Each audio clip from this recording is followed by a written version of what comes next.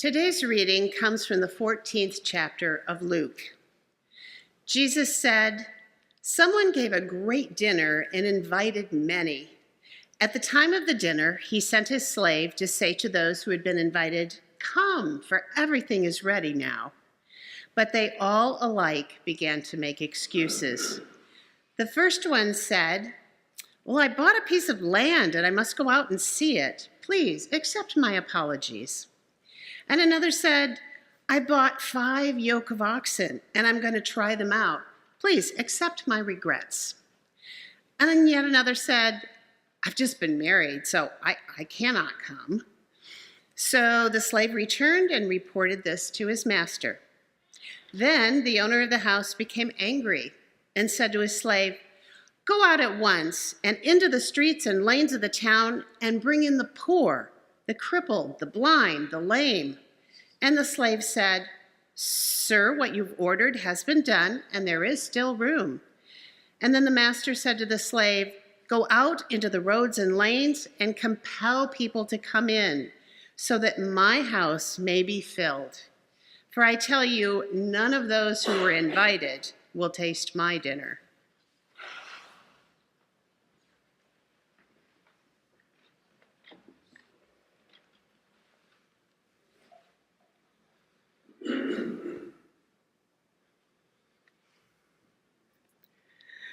Well, years ago when I was living in Richmond, Virginia, I would get together with a group of friends at a local bar and restaurant for drag shows and karaoke nights.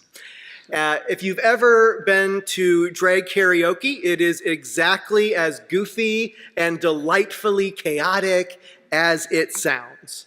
There is music, dancing, people singing songs and doing it badly, and all kinds of great energy in the room. And my friends and I, we would sit at our favorite table, we would order our chili cheese fries, and we'd stay probably a lot later than any of us should have. I had a lot of bleary mornings at work the next day. It was great. What I remember most about those nights wasn't the performances or the food, but it was how I felt being there.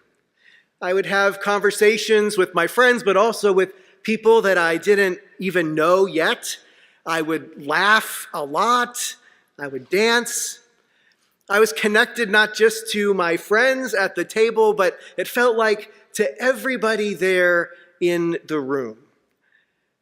Like the experiences that I really hope that you have from time to time here in your church community, there was something almost holy about connecting with this group of people.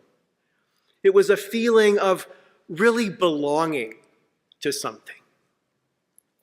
For a few hours, nobody was particularly concerned about who did what or where we came from, how long we'd been coming to that particular karaoke show. We weren't trying to prove that we deserved to be there. We just gathered. We shared the microphone. We hit the dance floor. We enjoyed being together. At its heart, our gospel reading this morning is also a story about belonging. Like many of the stories in the Gospel of Luke, it takes place around a table. In Luke's gospel, meals are often taking center stage in the story. Jesus is constantly eating with people, talking with people, teaching people, and sometimes even upsetting people, all while around a table.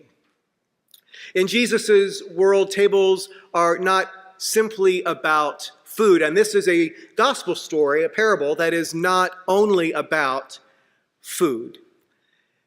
In Jesus' day, a table was about status, about who mattered enough to be there and deserved to be there.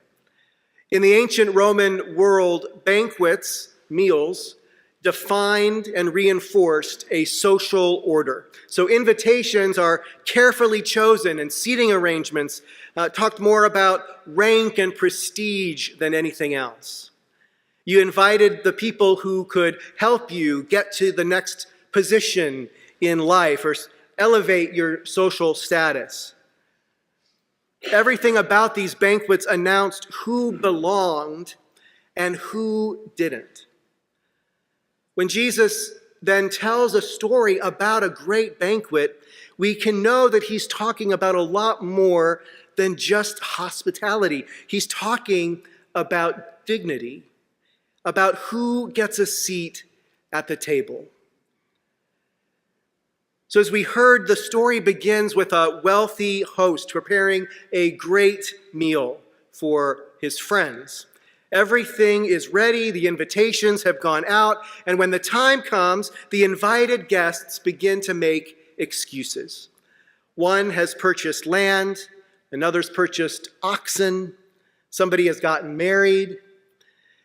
In other words, they're making a lot of excuses about why they can't be a part of the meal.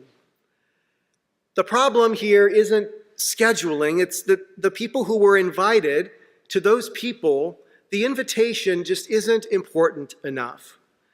The guests become and are invested in the lives that they have been building, that they've been creating for themselves.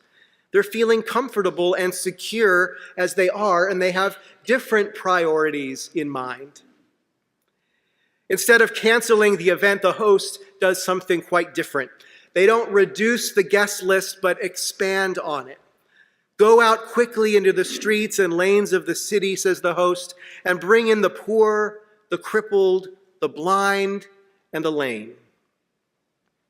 As the servant returns, they say one of the best lines in the whole thing: "What you have ordered has been done, and there is still room." There is still room. Unexpected room. Room that nobody had anticipated. To us, the poor, the blind, the lame, and the crippled may simply sound like categories of people who need help. To Jesus' audience, these were people who had often been pushed to the margins of their society. Many of them lived in poverty or were excluded from full participation in public life. They were treated as a burden rather than as neighbors, and they carried shame imposed upon them by the culture around them. We have many categories of people in our own communities who continue to feel this sense of abandonment, loss of dignity, and shame. So this is what Jesus is talking about today: human dignity. Notice that the people who are invited aren't standing outside the banquet simply receiving the leftovers of the meal. They are sitting at the table. They belong. This is important because when we do charity, it can often happen at a distance. But real inclusion and belonging requires a place at the table.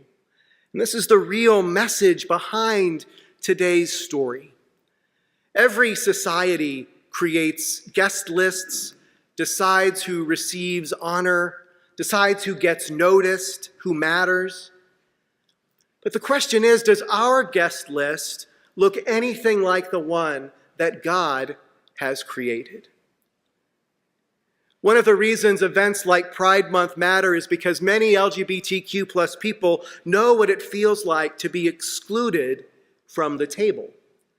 We know what it feels like to be told there is no place for us in the church. We know what it feels like to carry shame that was handed to us by religious communities. We know what it feels like to wonder whether we belong.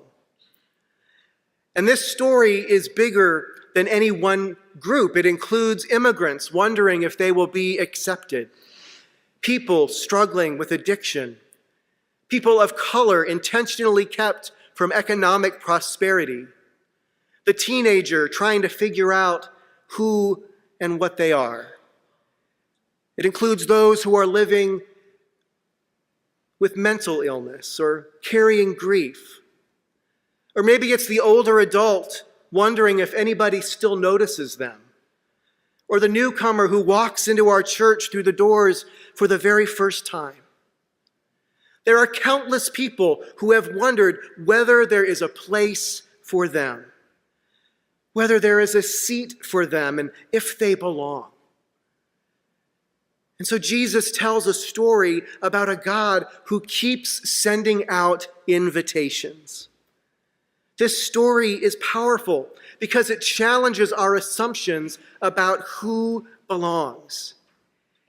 It puts those who might surprise us at the center of the story. The writer Henry Nouwen says that hospitality means the creation of a space where the stranger can enter and become a friend instead of an enemy. I love that. A place where people can become more fully themselves, where they are welcomed rather than evaluated, where they are known rather than judged, where they truly belong. That might have been what I was experiencing all those years ago in Richmond. It wasn't a perfect place where everybody had to agree with one another or act the same way all the time. It wasn't even a place where people did particularly good karaoke. The chili fries were amazing, however. But that time with my friends was a glimpse of what human community can look like when people feel safe enough to be themselves. That's what Jesus is inviting us to build. Never simply a church that says, hey, everybody is welcome. Most churches say that.